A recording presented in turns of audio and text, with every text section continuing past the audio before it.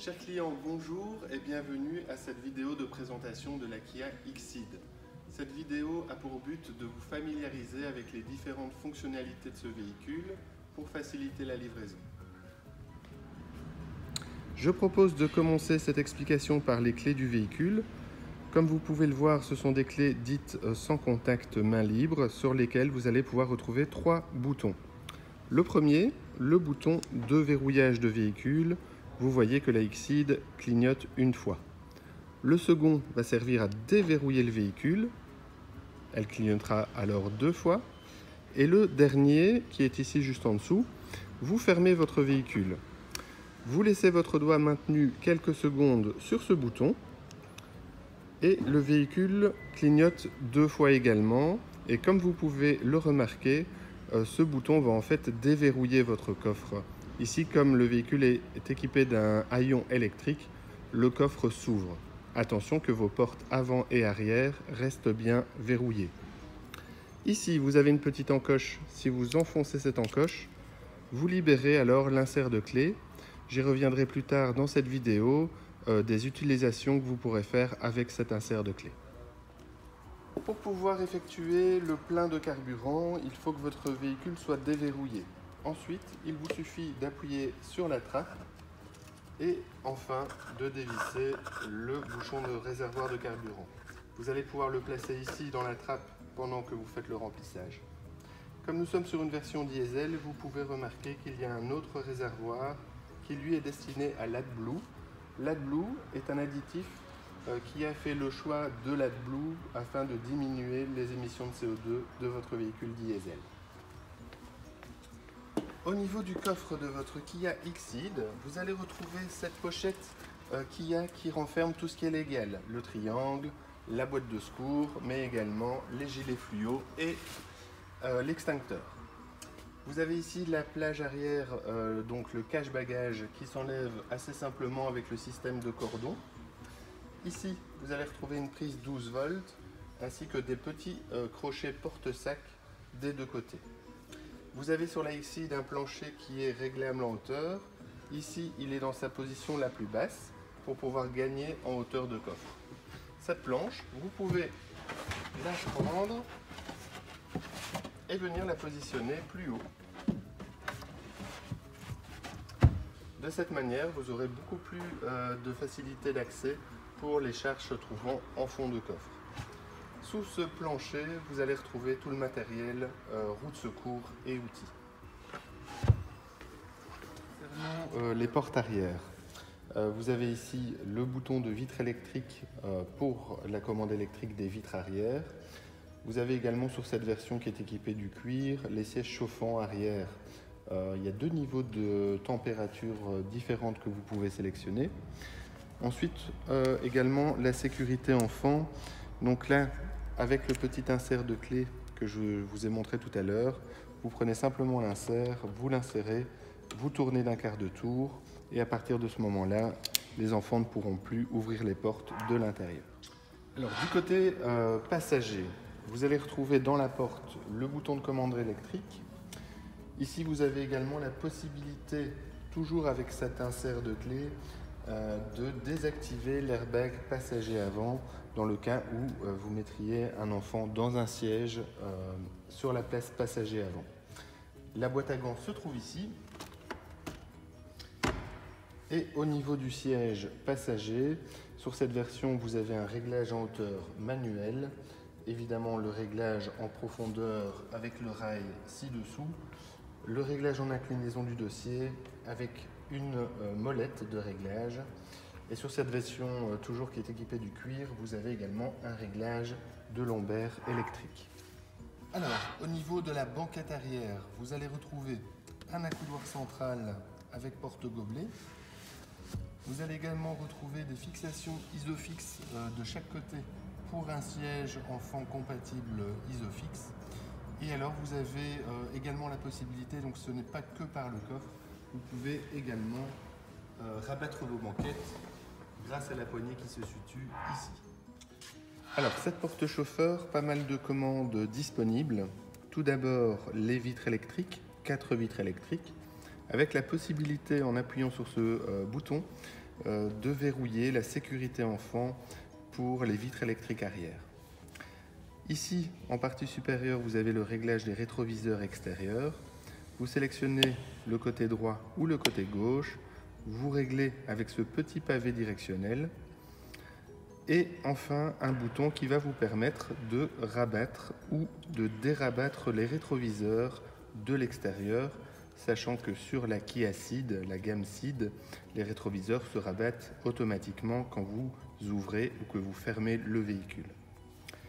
Comme c'est un véhicule, je le disais tout à l'heure, avec un intérieur cuir, les sièges sur cette version-ci sont électriques et disposent de mémoire. Alors comment ça fonctionne? Vous allez pouvoir régler la position de votre siège conducteur. Une fois que ce sera fait, vous allez simplement, si vous êtes deux conducteurs, enregistrer votre position. Pour ce faire, vous appuyez sur le bouton 7 et vous appuyez sur l'une ou l'autre position. Si vous êtes le chauffeur principal du véhicule, vous allez par exemple sélectionner la position 1.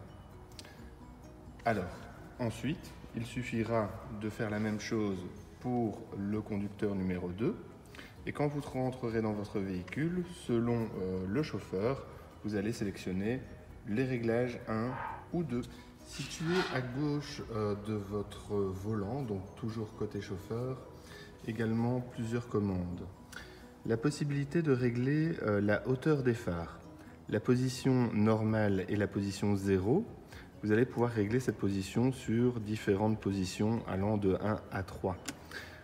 Au plus vous allez monter vers le chiffre 3 par exemple, au plus vos phares seront bas.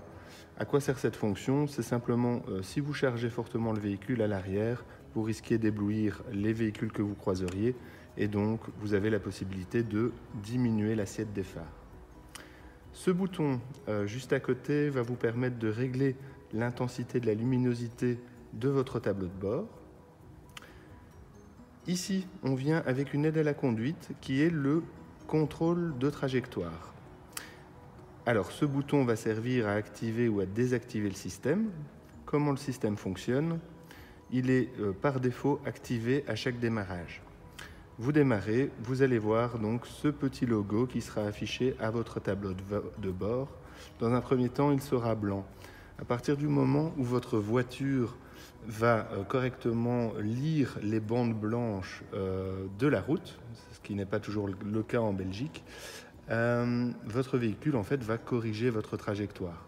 C'est-à-dire que si vous mordez sur une bande ou sur une autre, vous aurez un signal sonore et une correction au volant. Donc, si cette fonction, vous ne souhaitez pas l'utiliser, vous pouvez également la désactiver. En dessous, vous avez un autre petit témoin. C'est un véhicule en fait avec une alerte de trafic arrière et détection d'angle mort. C'est-à-dire que dans vos rétroviseurs, vous allez retrouver exactement le même petit dessin et quand quelqu'un arrivera dans votre angle mort, vous serez prévenu par un signal sonore toujours, mais également par un signal lumineux qui se situe dans votre rétroviseur. De même que si vous effectuez une manœuvre en marche arrière et qu'un véhicule arrive perpendiculairement à la vôtre sans que vous ne puissiez la voir, vous serez prévenu de l'arrivée d'un véhicule. Ici, l'ESP qui est désenclenchable. Alors l'ESP est une sécurité qui vous permet de contrôler votre trajectoire. Donc si vous appuyez sur ce bouton, vous allez désactiver une sécurité. Alors à quoi sert ce bouton? Dans un seul cas de figure, imaginons que vous partiez en vacances en montagne. Si vous mettez des chaînes, par exemple, sur le véhicule, il faudra désactiver la fonction ESP. Toujours lié à ce coffre que je vous ai montré tout à l'heure, vous avez ici un bouton qui va vous permettre de l'intérieur d'ouvrir votre coffre. Vous allez chercher les enfants à l'école, vous appuyez pour qu'ils puissent mettre leur cartable et montrer dans votre voiture. Vous allez également pouvoir, en maintenant votre doigt sur le bouton, refermer le coffre, toujours en restant bien assis. Ce véhicule étant équipé de l'intérieur cuir et du réglage de siège électrique, vous allez retrouver sur le flanc de votre siège conducteur les commandes de réglage du siège. comment ça fonctionne? Vous poussez vers l'avant, votre siège avance. Vous poussez vers l'arrière, il recule. Cette manette sert également à régler la hauteur, plus haut ou plus bas. Celui-ci va servir à régler l'inclinaison de votre dossier. Et enfin, le dernier va vous permettre de régler plus finement le réglage lombaire. Sous votre volant, vous pouvez remarquer cette manivelle. Cette manivelle, si vous la descendez, vous déverrouillez le réglage de votre volant. Ce volant, vous allez pouvoir aussi bien le régler en hauteur qu'en profondeur. Une fois réglé, n'oubliez certainement pas de refermer la manivelle. Une petite explication concernant le commodo qui se situe à gauche, qui concerne principalement le réglage des phares. Vous êtes ici en position 0. Il ne se passera pas grand-chose.